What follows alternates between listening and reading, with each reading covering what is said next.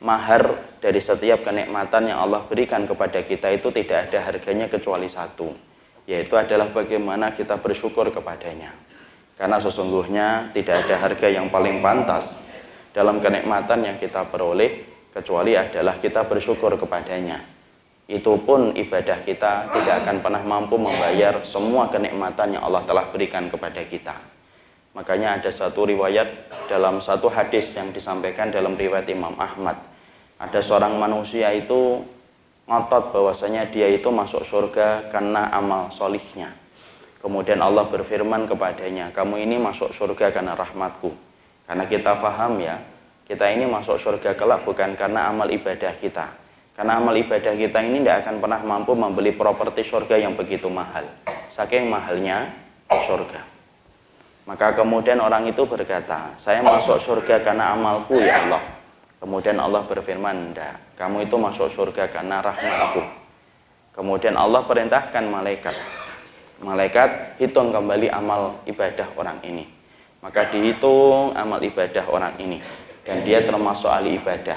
Ibarat kata dari kecilnya merutinkan dan melazimkan banyak ketaatan. Sampai dia meninggal dunia.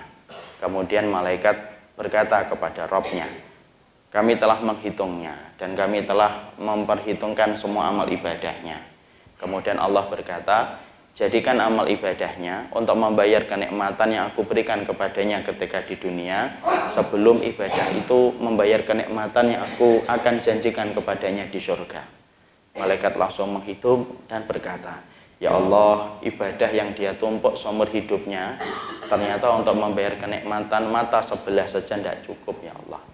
Belum mata sebelahnya, belum udara, belum jantung, pankreas, lambung, dan semuanya. Dan akhirnya orang itu tertunduk. Allah kemudian berfirman, kamu masuk ke surga itu karena rahmatmu, karena rahmatku, dan bukan karena ibadahmu. Di situ kita menjumpai, ternyata ibadah kita yang menjadi mahar kita untuk bersyukur kepada Allah, ternyata itu pun belum cukup. Bahwasanya ibadah kita ini kalau ditumpuk-tumpuk untuk membayar kenikmatan yang Allah berikan itu tidak cukup. Karena apa? Karena sesungguhnya selalu kalah ibadah kita dengan frekuensi nikmat yang telah Allah berikan kepada kita.